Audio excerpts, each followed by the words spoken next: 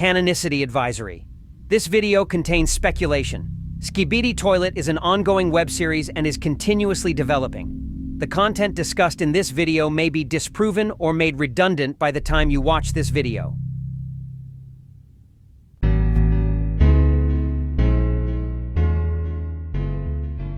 Speakers greetings Alliance, and welcome to the first part of my analysis in the theory series covering season 25.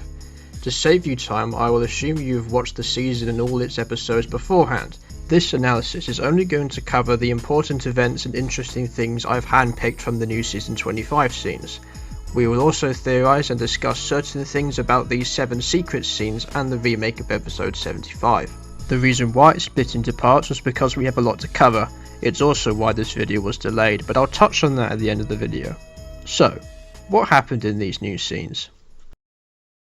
In the first secret scene, we get more relationship development between Dave and Kathy when they were still human. Kathy goes through a sort of daydream at the start, and it flashes back to her traumatic memories from the grand experiment failure in Alpha Hills. Dave's personality has had a massive glow up from the episode 73 flashback. He's not so shy and awkward anymore and is now more confident and heroic as shown. Dave's choice of weapon is a crowbar, which may reinforce a very popular fan theory, but we'll come back to that later. We have seen posters and banners of this Trinity Association of Research, which could be behind this grand experiment. An all too familiar scream is heard down this hallway,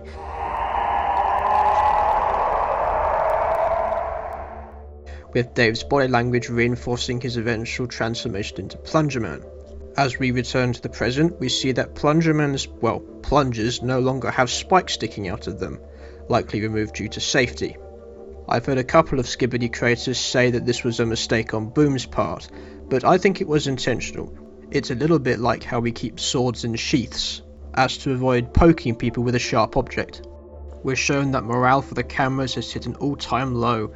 With the loss of Plungerman and their Titan suffering a transmission failure, the cameraman can only assume the worst. In the second secret scene, we are taken to an operation room where we see evidence of Plungerman bleeding. This detail was also present on his stretcher. A power line is injected into Plungerman, but green energy stops the camera doctor's attempts to power him up again, breaking the machine in the process. We learn that power lines can be used to power up fallen cameramen again, similar for a defibrillator for the humans. With Detective bitterly walking out, Plunger Woman's hopes of seeing Dave again were shattered. In the third secret scene, Speaker Titan is sad and angry from the sight of Camera Titan's transmission error. It's clear that TV Titan teleports to the TV base as a sort of checkpoint before heading off. In this case, the speaker base, so Speaker Titan can finally get upgraded and calm down. A small detail is that TV Titan is covering Speaker's core, likely stopping him from destroying the TV base internally from his pure rage. With this hatred of the Astros brewing inside of Speaker Titan, I'm sure he will show the Astros no mercy when his time comes with the Armada.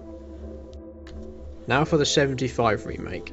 The building the cameramen are hiding in is a lot darker, which makes more sense for them to hide in. This darkness also puts more emphasis on the energy colours of the races, with the fiery orange of destruction being contrasted with the blues, reds and yellows of this new alliance. The Skibidis are now shown hiding in the building before the fight scene, with this uneasy but necessary truce being established. The female mutant now has a redesign using the Skibidi arm cannon first shown in the full episode of 77, but she still retains the spider claws. She also has 2 different coloured irises, with her right eye being blue and her left eye being yellow. The Buzzsaw Soldier Toilet also got a redesign. The glowing rings surrounding its grenade launchers now glow yellow instead of blue, which makes more sense as it was still on the Skibidi side before the alliance was formed. Astro Dog can speak. The dog can speak. Astro Juggernaut is heard speaking Skibidi for the first time as he's in search for his child.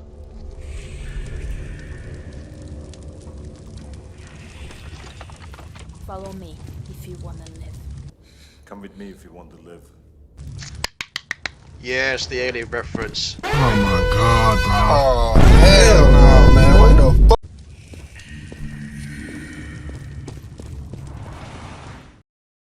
As Juggernaut bursts down the roof, we can see that Astrogog is still alive, his arms outstretched as a silent cry for help to Juggernaut as he shows up. As Juggernaut levels the building, the point of view is thrown in front of the chair this time, which emphasises its importance more than the split-second glance we got on the original episode. Outside of the city there are now more survivors, and the appearance of the Gary Newman toyman from the leaks.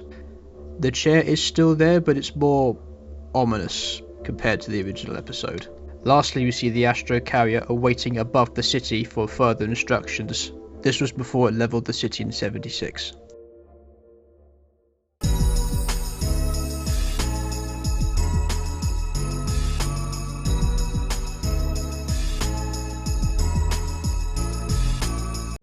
Based on what we have seen, we can guess that Kathy has PTSD from the tragedy at Alpha Hills. Kathy disassociates due to the similarity between this situation and the one she experienced in her past human form, but with Dave instead of the camera doctors. The consequences of the experiment's failure must have been very traumatic and could explain why she's unconscious and hurt. She was probably trying to find a safe room to take shelter in, which looks very familiar to the one Plunger Woman was being repaired in. The scar on her face in 77 being a permanent reminder of that day. During the secret scene, we can see Dave's gradual transformation into Plunger Man. From the way he wields his crowbars to his fearless and heroic attitude, something must have motivated him to change his personality from the shy and awkward Dave from the 73 flashbacks. What that is, I'm not sure, but if I had to guess, he's putting on a brave face so Kathy won't worry as much.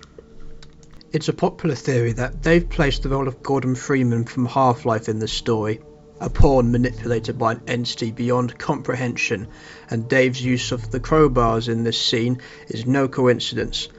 A small but important detail is how the camera in the hallway follows Dave as he walks towards the test chamber. This could have been the secret agent first taking interest in Dave. As a result of him entering the test chamber, he would know too much, and could explain why the secret agent had to dispose of him in episode 70, as he was the last piece of evidence. But if you think the Plunger Man Fortnite trailer is canon, it is stated by the agent that Plunger is still alive, and he will not be seeing his comrades yet. Guess what? You are still alive. Don't get too excited. You're not seeing your comrades yet. But he needs to get that victory royale first. It's similar to how Gordon Freeman was put into stasis between Half-Life 1 and Half-Life 2. Plunger Man is the right man for the wrong place to make all the difference in the world, and will likely deal a critical blow to the Astro's war effort. Plunger could even be the secret weapon to turn the tide of the war that Jimmy mentioned, but we don't know for sure yet. The Secret Trinity Association of Research may have been the ones responsible for conducting or overseeing the failed grand experiment. A trinity is often used in religions like Christianity, where it can mean one exists as three things, or three things can exist as one. What the trinity is referencing yet, we don't know, but we can take some guesses. Iron Cameraman theorised that the secret agent and his secretary are likely part of that trinity, which is a valid theory and could be possible. Remember the logo we saw on the Alpha Hills base in the first scene? It read, Secret Trinity, a place for research. If we focus on just the first two words, Secret Trinity, it might represent an organization led by three key people. Boom, this mysterious woman, and another character we haven't met yet. This could be the structure that manages the Alpha Hills lab, with Boom as its director. But I'm leaning towards the 1 as 3 being related to the secret agent's race controlling the three alliance races, cameras, speakers and TVs. But I propose a bit of a dank theory, and it has something to do with the race's energies and links to my upcoming colour theory video. I reckon the three parts of the Trinity are the primary colours on the red, yellow, blue colour model. Those three colours in combination can make any of the other races' colours seen throughout the series, and maybe that was the association's goal. I'll explain more in the colour theory video when it's done. Camera Titan suffering from a transmission error could mean many things. 1. His system is heavily damaged and cannot send footage to the Alliance, or the more likely outcome is that the secret agent is purposely blocking his connection to the Alliance. We did see some green energy sparks in episode 74 from the Titan. That could have been the moment the agent blocks connection to the Alliance and starts communicating and instructing Titan on what to do. likely leading the pursuing Astros into an ambush the agent set up. The assailant in episode 76 requesting Duchess's help after the pursuing Astros squad went missing only adds fuel to this theory. But what would the secret agent do with a Titan? He's probably taking care of him for now, and like Plunger, he will be returned when the time is right. In the second secret scene, it's clear that the agent is purposely blocking Plunger Man's revival. The green energy emitting from his body malfunctions and breaks the machine trying to provide power back to his body. But how did this green energy end up in Plunger Man? It's likely he got infected when he handled and used the master key after picking it up off Lucky in episode 70. Some of the green energy must have got into his system at some point. Lucky could also be implanted with this green energy as well. On that note, if this plan he's trying to fulfill for the agent fails, he could be shot up as a failsafe whilst the agent scolds him and re-evaluates his options. He was already pushing his luck visiting Plunger Man one last time. Now about the power lines. I reckon the original purpose of these power lines is to revive agents by giving them enough power to function. The doctor's and detective's goal was hopefully waking up Plunger and then picking his robotic brain for anything about this agent. This theory is going to be a bit dank, but what if the green energy from Plunger malfunctioned the equipment and infected the power line? This power line likely drawing its energy from a reserve, and so the green energy could have infected a supply of the cameraman's energy, which could have unforeseen consequences in the future. In the episode 75 remake, Astrojog is still alive. Not slain, but just badly damaged. Juggernaut even saying to Jimmy,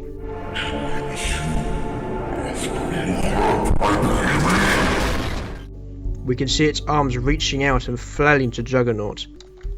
And we will likely see a return in the future, upgraded and with a vengeance. But will it follow Juggernaut's commands when he defects? On top of this, there are more survivors from the city, which could have been the ones we saw in the containers from episode 77 intro. But it doesn't explain the paper bags over their heads. Maybe they were travelling through somewhere confidential, or they had some snacks. I'm not sure.